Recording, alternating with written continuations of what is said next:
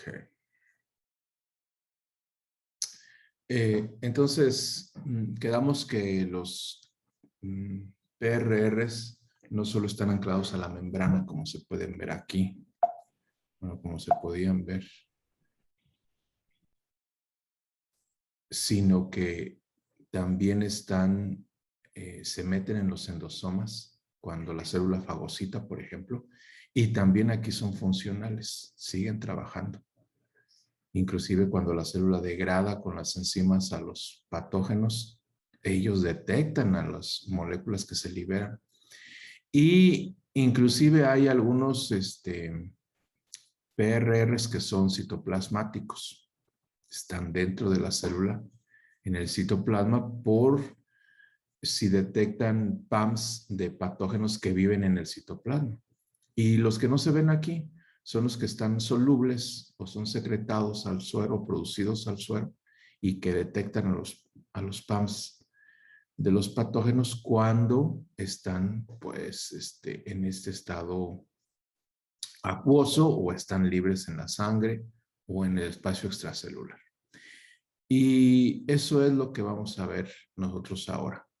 Vamos a ver diferentes tipos. Uno de ellos van a ser las pentraxinas. Bueno, unos de ellos son los que están en el suero.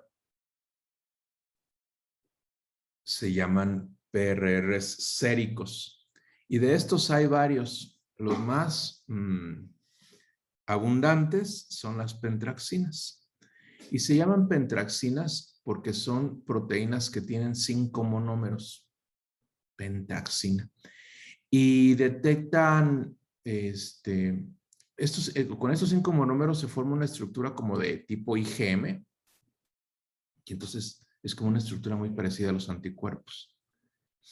Dentro de las moléculas más comunes de estas proteínas, de las pentraxinas, son la proteína C reactiva.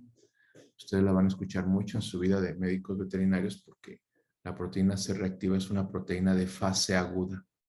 ¿Alguien aquí ha escuchado alguna vez qué significa que una proteína sea proteína de fase aguda desde el punto de vista médico?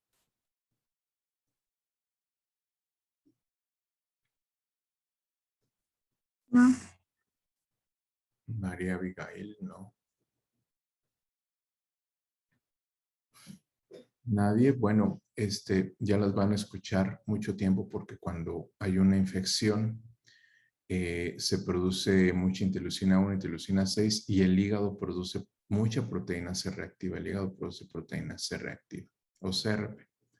Y cuando se detecta en altas cantidades, pues se sabe que hay un proceso inflamatorio o una infección.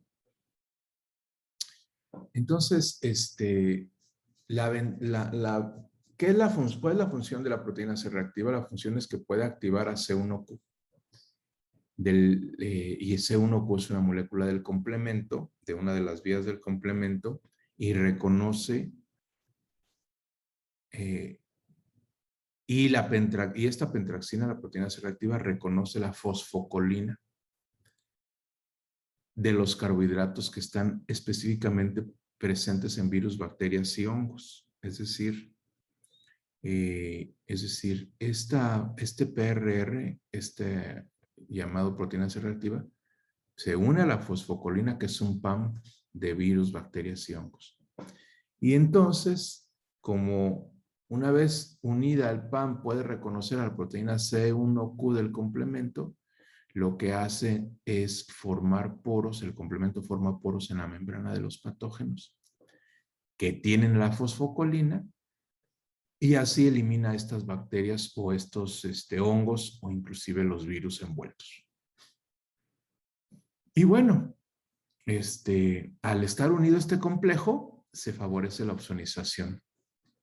Se opsonizan estos patógenos y entonces esto hace que se fagociten muchísimo más rápido, como ustedes ya bien saben. La proteína C reactiva es muy importante. Se produce en el hígado igual que otras proteínas de fase aguda, y eso explica por qué la gente con cirrosis hepática, los que son alcohólicos, la gente que consume mucho alcohol o que consume muchas medicinas, que es muy común en las mujeres adultas que consumen medicamentos para todo, que les van dañando el hígado y les van produciendo una cirrosis hepática, esa gente se hace muy susceptible a las enfermedades porque no producen CRP ni otras muchas proteínas de fase aguda. Otras proteínas séricas importantes son las colectinas. Las colectinas son estas moléculas que se llegan a oligomerizar, son monómeros que se van oligomerizando y logran reconocer PAMs con sus dominios CRD. Y reconocen dominios ricos en manosa. Una vez ya oligomerizadas estas colectinas, van reconociendo los dominios ricos en manosa. Acuérdense que la manosa es un carbohidrato, es un PAM que se encuentra únicamente en microorganismos. Entonces, ¿qué pasa? Que estas colectinas se llaman colectinas porque se van agregando y van opsonizando los patógenos. Por así decirlo coloquialmente, como que los van colectando, pero en realidad lo que hacen es que los van agregando y esto hace que ya no puedan multiplicarse, atraen células de la respuesta inflamatoria y que producen citocinas y quimiosinas proinflamatorias, y entonces se facilita la eliminación de estos patógenos porque llegan las células que pueden eliminar a los patógenos, como las células fagocíticas.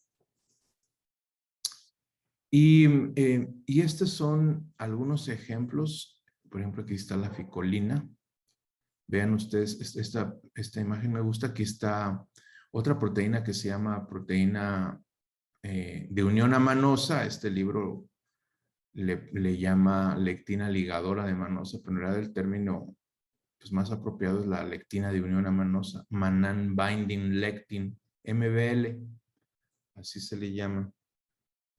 Ya no debí de haber dejado pasar a esta chica Rangel, porque ya es... Es que estoy aquí, pero me estoy conectando desde mi lab. Ah, bueno.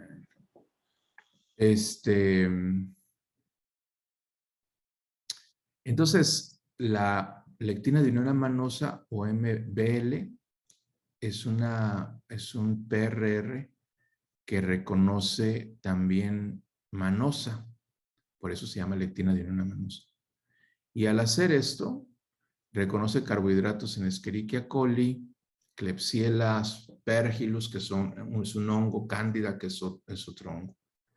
Entonces, lo reconocen y vean ustedes cómo estas moléculas, la MBL, la ficolina, que es una colectina, se parecen mucho a una molécula del complemento que se llama C1Q. Tienen como que la misma estructura. Y el C1Q se une a las IgMs o a los anticuerpos en la superficie de los patógenos y se generan poros. Y estas de aquí lo que hacen es que se pegan a la membrana de los microbios, ¿verdad? Por ejemplo, la lectina de unión amanosa se pega a la manosa, la ficolina se pega a la N-acetilglucosamina en las paredes bacterianas y esto las opsoniza y entonces las células fagocíticas pueden eliminar estos microorganismos de una manera más rápida. No sé si alguien tenga alguna duda con estos PRRs séricos. Estos PRs no se van a unir si no tienen estos como, o sea, si la célula no es maligna, ¿verdad? Sí. Si la célula no es ¿qué? Mala para el organismo. Por Defíname ejemplo, mala. si no es Escherichia coli, Klebsiella, ¿No es un patógeno? Klebsiella, sí, si no es un patógeno. Sí. Acuérdate que hay células propias que son malas, entonces estas no tienen las células cancerígenas no tienen manosa, ni ficolina, ni ninguna de estos PAMs. Entonces a esas no las reconocen. Solamente reconocen aquellos patógenos que tienen estos carbohidratos. De hecho, pues no todos los patógenos tienen manosa, ¿verdad? O manano. No todos tienen N-acetilglucosamina. Pero los que sí lo tienen, que son muchas bacterias, muchos protozoarios, pues son reconocidas por estas moléculas en el suero, están libres en el suero. Se secretan principalmente por el hígado y están circulando en el suero. Cualquier persona, cualquier animal que tú le tomes ahorita en este momento una muestra de suero, tiene circulando estas moléculas. Pero no se unen a nada porque no hay manosa ni hay N-acetilglucosamina circulando.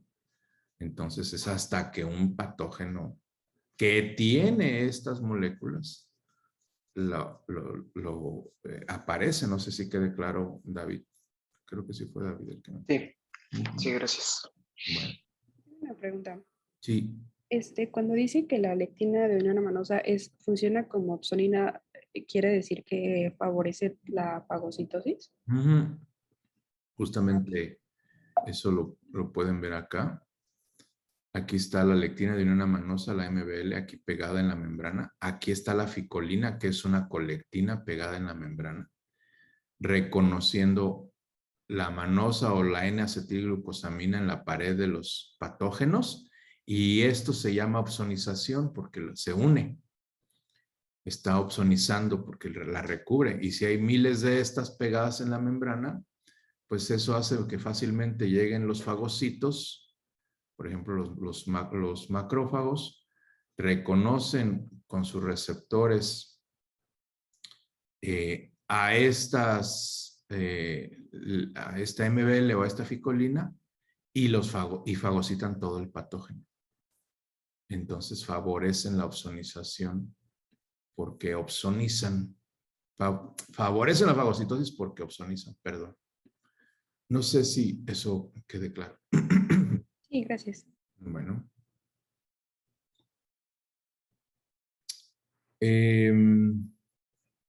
Y bueno, esos son algunos ejemplos de PAM, de PRR séricos. Ahora les voy a platicar de algunos que son secretados. ¿Cuál es la diferencia entre los PRR séricos y los secretados? ¿Alguien se puede imaginar?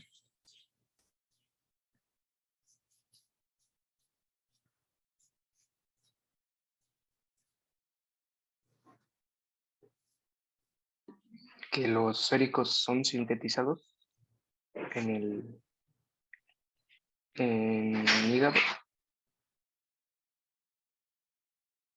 ¿Y los otros?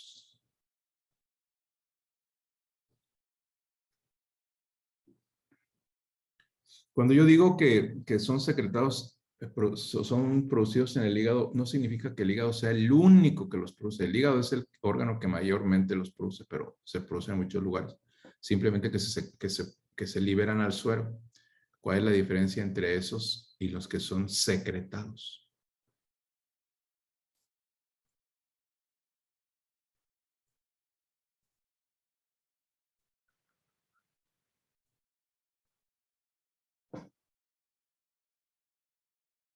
Dulce Berenice.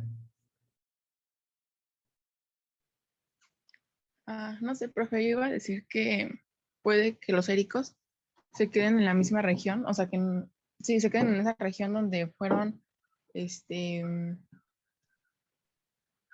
sintetizados, y los secretados, pues como la misma palabra lo dice, son secretados, entonces salen de este órgano donde fueron sintetizados, o sea, no se quedan en esa región.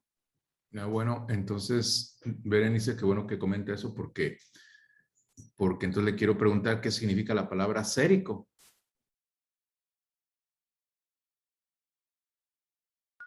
Es que por eso no estaba segura, profe, pero bueno, eso era, es como lo que estaba pensando ahorita, nada más que tenía como que esa dudita con lo de sérico, por eso no había dicho nada. Bueno, pero no sean malos, pregúntenme. Profe, no entiendo qué es sérico. Sérico no es que está en el suero, o sea, está la sangre y está exclusivamente en el suero de la sangre. Sérico es que está libre en el suero de la sangre. Así es. Eh, me quiero imaginar, bueno, es lo que pienso, ya si estoy mal ni modo, que los secretados, o sea, como dice mi compañera Dulce, pues van a ser secretados por el órgano o la célula y estos van a viajar, van a estar en la sangre como tal. ¿Esos fueron los séricos? No, los secretados. No. No, porque si no serían séricos. Si se secretan y se van a la sangre, pues se quedan circulando en el suero. ¿Sí entienden el concepto de una molécula que es sérica? Los anticuerpos IgG son séricos. Están en toda la sangre, están en el suero de la sangre, están en el plasma. Entonces, esto se queda nada más en las células que son secretadas, o sea, no se mueven como tal. No le escuché muy bien, Abigail. Sí, ya lo sé, no se desespere. A ver, ¿quién puede decirme la diferencia entre séricos y secretados? Bueno, ya me dijeron que los séricos son los que están en el suero circulando. ¿Y los secretados?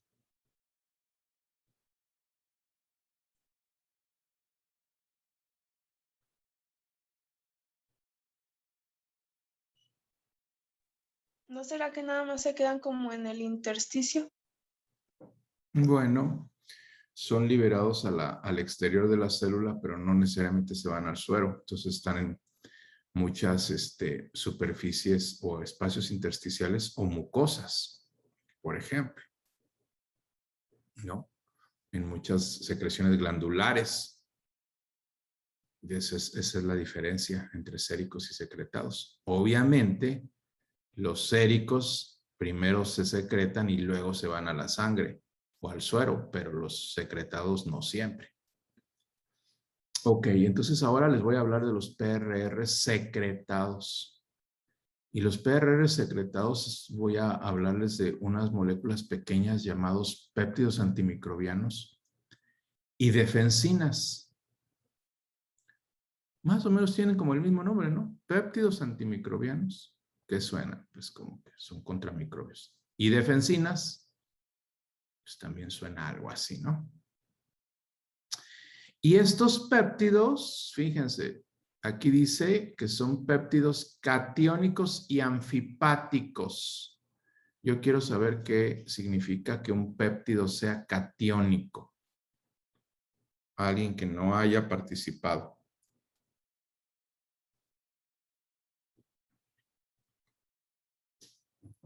Péptido catiónico.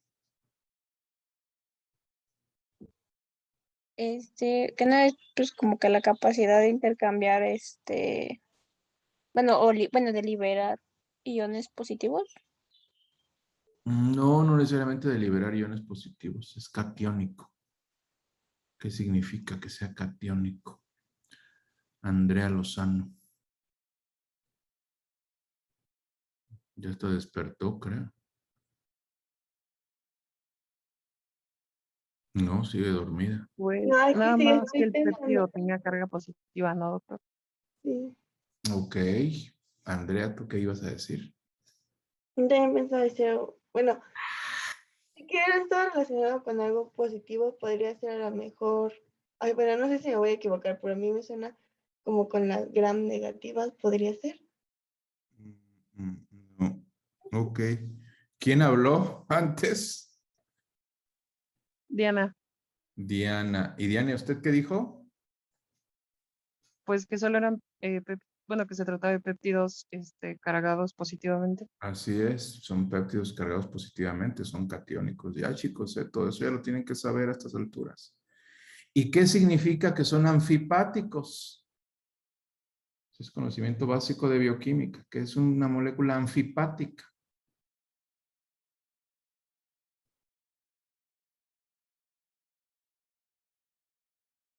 ¿Quién les dio bioquímica para irle a reclamar en este momento?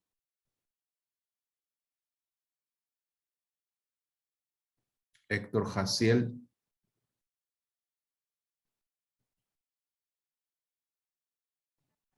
La verdad no sé, doctor. ¿Y quién fue su maestro? El doctor José Guadalupe. Ahorita le escribo al doctor José Guadalupe. Doctor, Sí. ¿no son moléculas que tienen una porción hidrofílica y otra porción hidrofóbica? Ok, eso es una molécula anfipática.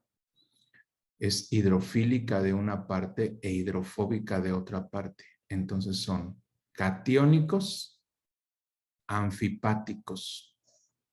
Y son muy pequeños porque son proteínas de por ahí de 30 aminoácidos. Y como son tan pequeños, pues se les llama péptidos. Acuérdense que un péptido pues es una proteína pequeña. Y estas no se denominan proteínas porque son muy pequeñas, son péptidos antimicrobianos, catiónicos y anfipáticos. ¿Qué pasa entonces?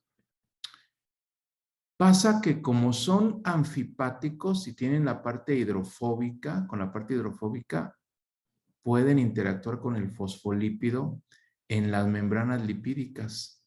Entonces se insertan con su parte hidrofóbica, conceptualicen eso. Con su parte hidrofóbica se insertan en la membrana con los lípidos, mientras que la parte hidrofílica queda pues afuera en el agua.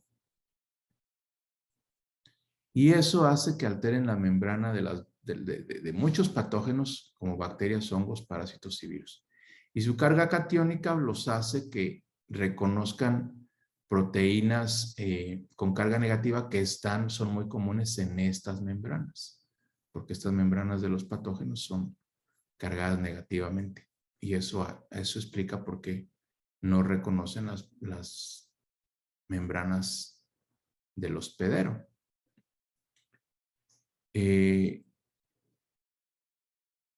Hay dos tipos de defensinas, las alfa y las beta defensinas.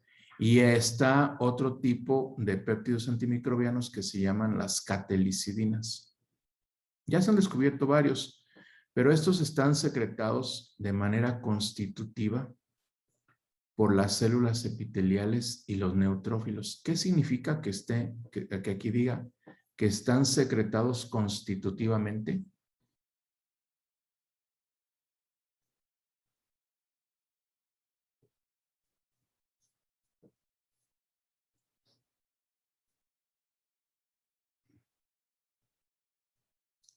Los que llevaron biología molecular conmigo deben saber perfectamente qué es un gen constitutivo.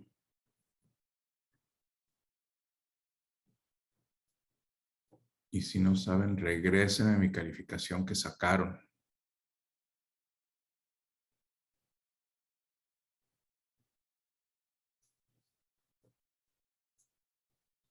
Natasha, usted llevó biología molecular conmigo. Ay, estoy pensando. Ay, no puede ser. Erin, Andrea, usted también. Yo no, profe. Ah, bueno, la perdono. No significa que estas tienen que ser, o sea, van a ser, bueno, indispensables, o sea, son forzosamente secretados, o sea, aunque no es así nada más lejos, o sea, tienen que ser forzosamente secretados por los epiteliales y neutrófilos. No, eso no es el concepto de constitutivo. No es, por ejemplo, cuando bueno, yo supongo, ¿no? Que es cuando algo, sí, pues sí, como que algo se va a enviar, pero en una porción concentrada, entonces se tiene que enviar a otro lado para que ésta sea sintetizada. No. No es eso. ¿No significa que están unidas? O sea, que son secretadas unidas. No, tampoco. No es posible. Ana Karina Esparza, usted sí llevó biología molecular conmigo. No. Vio Josimara. Todos ahora fingen demencia. Todos fingen demencia. Victoria, usted sí. Puede dejar pasar a una compañera, esta la sacó su... ¿Cómo se llama? Nadia Jiménez. Nadia Jimena. Gracias. Sí. No, creo que al gen, bueno, cuando ahorita mencionó gen constitutivo, ¿no se refería al uno que le llamaban housekeeping? Bueno, es que los genes housekeeping son genes constitutivos, no al revés. Entonces yo quiero saber qué es un gen constitutivo. ¿Por qué se les llama constitutivo a los housekeeping? Bueno, algo tengo entendido que codificaban a proteínas para, o sea, como mencionaron hace rato que era indispensable para la función celular. Ok, muy bien. ¿Y entonces qué significa que sea constitutivo? Pues esos genes son indispensables y porque son indispensables son constitutivos. ¿Qué significa que sea un gen constitutivo? Puede ser que sea secretado continuamente. Ok, puede ser que sea secretado continuamente. Todo el tiempo se está secretando. Día y noche.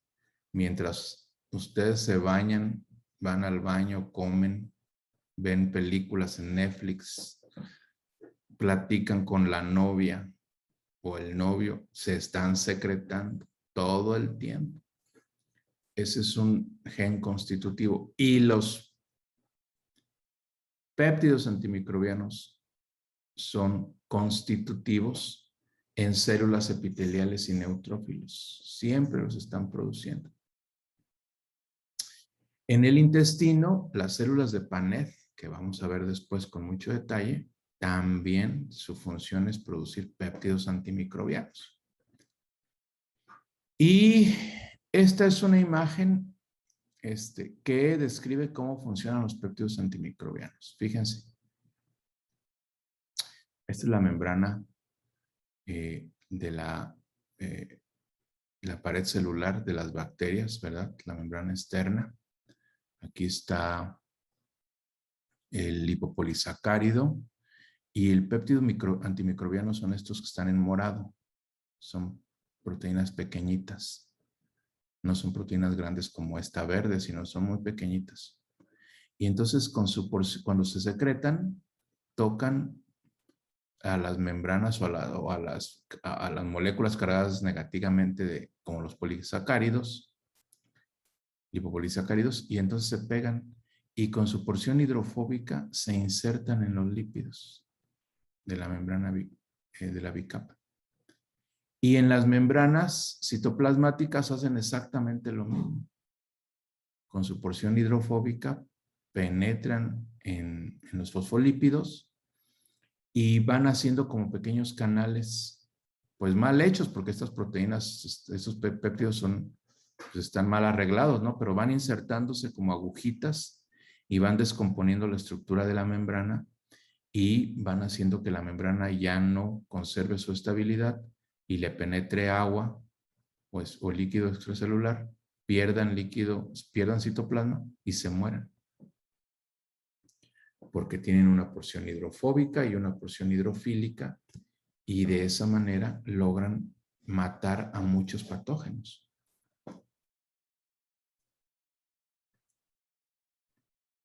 Y entonces,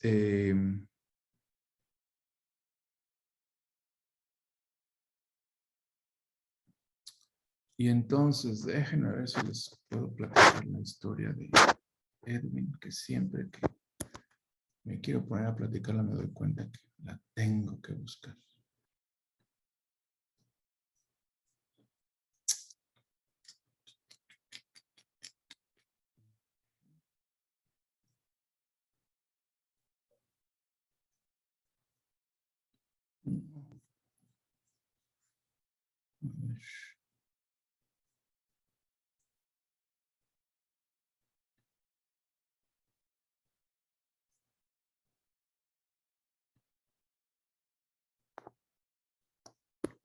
Creo que ahí está.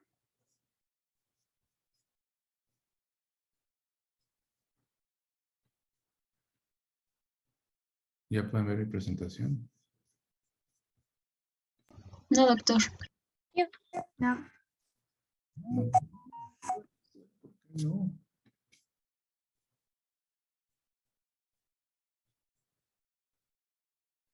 Y ahora, Ya. bueno, entonces vamos a ver.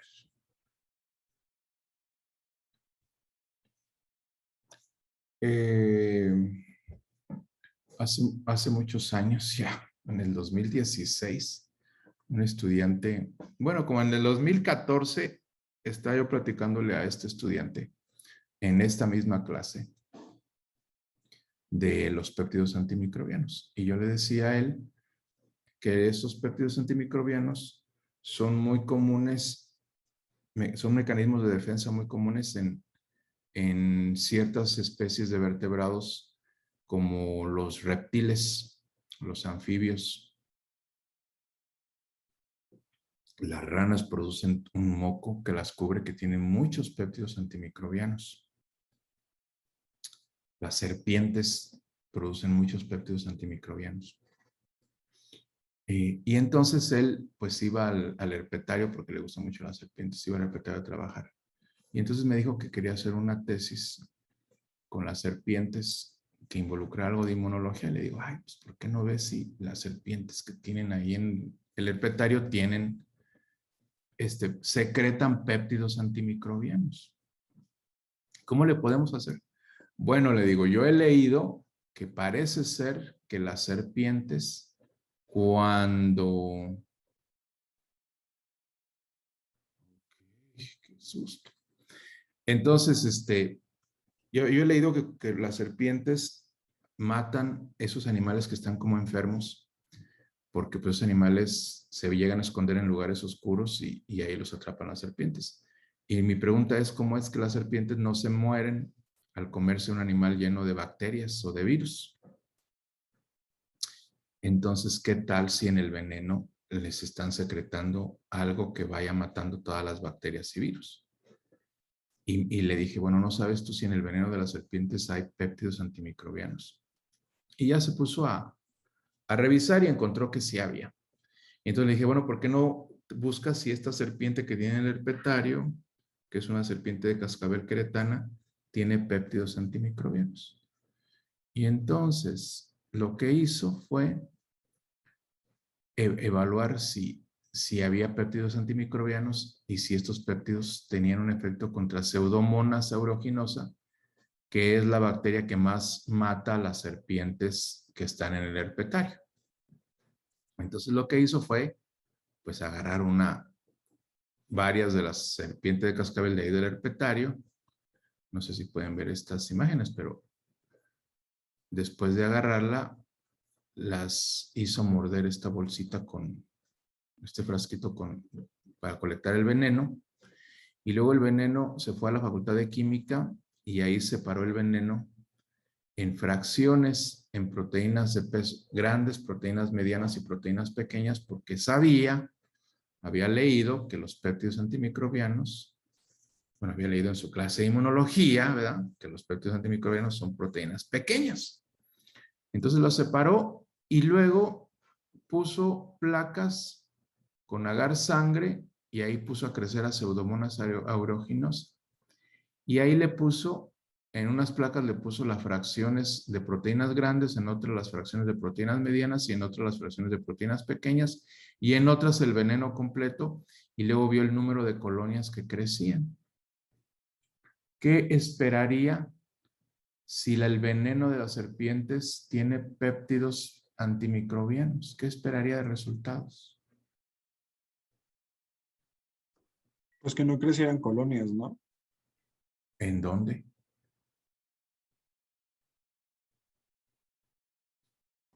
Pues en el agar. Sí, pero yo les dije que hizo 4 tipos de agar. Un agar con el veneno completo, un agar con el veneno con las proteínas grandes, un agar con las proteínas medianas y un agar con las proteínas pequeñas. Pues tal vez el del agar con el veneno completo y el de las proteínas pequeñas, ¿no? Ok, vamos a ver si sí es cierto. Y entonces puso 2 concentraciones, 2 microgramos de veneno y 30 microgramos. Con 2 microgramos no vio mucho, pero vean con 30 microgramos. Cuando no le puso nada al agar más que el puro buffer donde estaban las pseudomonas, pues crecieron un montón de colonias, cientos y cientos de colonias crecieron. Cuando puso el veneno completo, crecieron muy poquitas colonias. Cuando puso las proteínas grandes, crecieron más colonias y las proteínas medianas crecieron más. Y cuando puso las proteínas pequeñas, pues también crecieron muy pocas colonias. Esto quiere decir que efectivamente el veneno de las serpientes tiene péptidos antimicrobianos que probablemente tienen un efecto cuando las serpientes muerden a su presa y la inyectan y le agregan el veneno, pues lo están como desinfectando por dentro. Porque le agregan un montón de péptidos antimicrobianos que pues si había patógenos en ese conejo, en ese ratón, pues los péptidos antimicrobianos lo están desinfectando por dentro para que se lo coman. Y ya después Edwin hizo la tesis de maestría identificando el gen que codifica a esos péptidos antimicrobianos y encontró que había una catelicidina. Y como él trabajaba con crótalos aquilos, él la denominó aquilicidina. Entonces descubrió un gen nuevo en el genoma de la serpiente de cascabel. Y ahorita ya en el doctorado, pues está produciendo esos péptidos antimicrobianos porque matan un montón de bacterias. Eso es lo que hizo en la maestría. Ver que matan un montón de bacterias. Y ahorita ya lo está produciendo y lo está probando como un nuevo antibiótico. Porque ese antibiótico pues no causa resistencia ni causa ningún problema de los que causan los antibióticos. Entonces, los péptidos antimicrobianos son muy importantes porque son mecanismos de defensa innatos que protegen y destruyen patógenos y que son secretados por muchos organismos, incluyendo o sobre todo anfibios y reptiles, porque ellos no tienen tantos mecanismos de defensa adaptativos como los mamíferos, por ejemplo.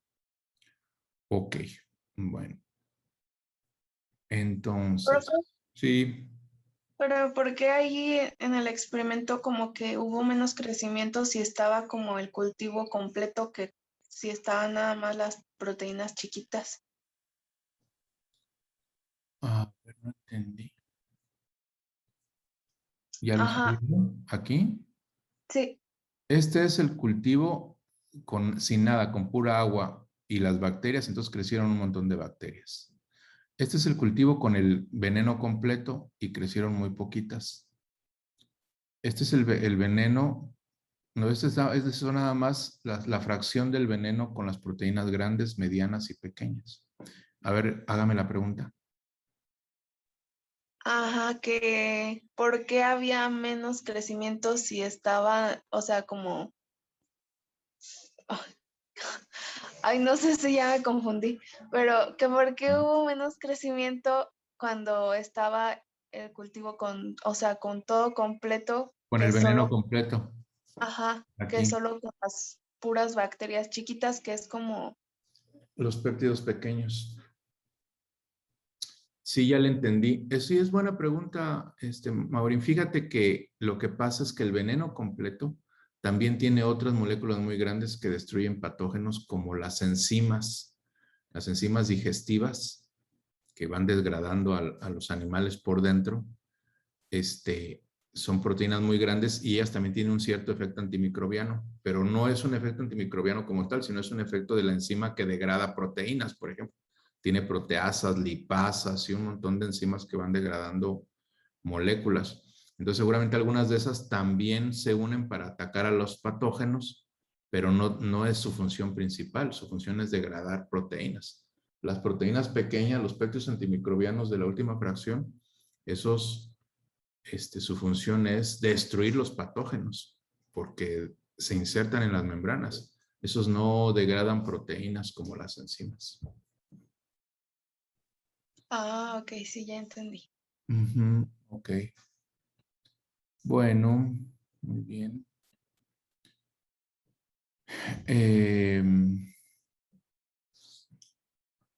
Ok, entonces,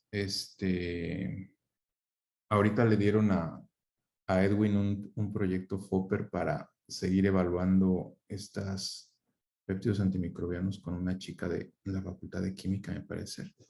Y entonces lo van a evaluar ahora en protozoarios y estamos cultivando babesias en cultivo in vitro para evaluar el efecto ahora en protozoarios. Y si sí logra matar protozoarios, pues ya demostró él que mata un montón de bacterias gram positivas, un montón de bacterias gram negativas, y ahora mataría protozoarios. Y si mata protozoarios, pues nada más es cuestión de que patente su descubrimiento.